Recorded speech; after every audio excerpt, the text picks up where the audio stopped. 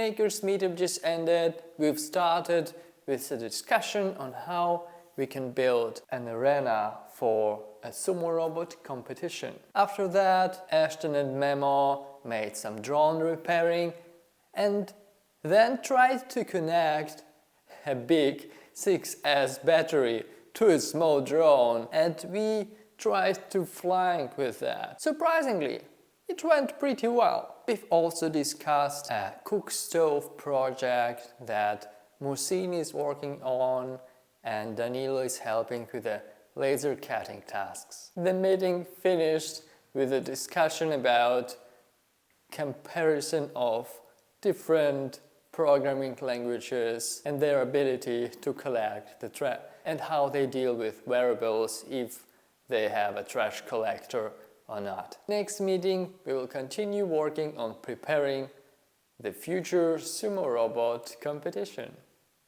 See you on Wednesday at 7 p.m. at Pirate Bay.